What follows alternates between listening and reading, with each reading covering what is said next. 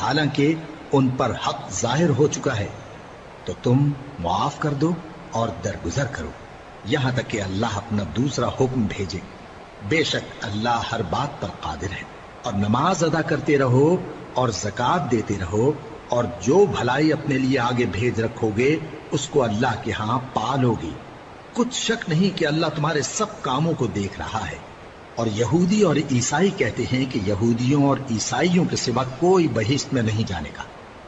یہ ان لوگوں کے خیالات باطل ہیں۔ اے پیغمبر ان سے کہہ دو کہ اگر سچے ہو تو دلیل پیش کرو۔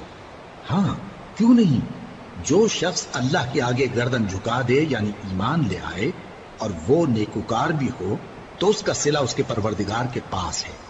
اور ایسے لوگوں کو قیامت کے دن نہ کسی طرح کا خوف ہوگا اور نہ وہ غمناک ہوں گے۔ اور یہودی کہتے ہیں کہ عیسائی رستے پر نہیں، اور عیسائی کہتے ہیں کہ یہودی رستے پر نہیں، حالانکہ وہ کتاب الہی پڑھتے ہیں۔ اسی طرح بالکل انہی کسی بات وہ لوگ کہتے ہیں جو کچھ نہیں جانتے یعنی مشرک۔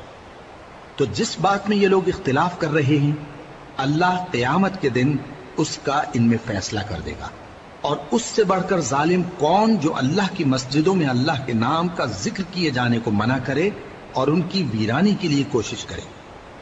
ان لوگوں کو کچھ حق نہیں کہ ان مسجدوں میں داخل ہوں مگر ڈرتے ہوئے۔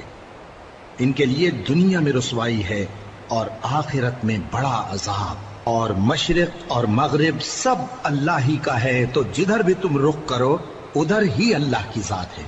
بے شک اللہ صاحب وسعت ہے، باخبر ہے۔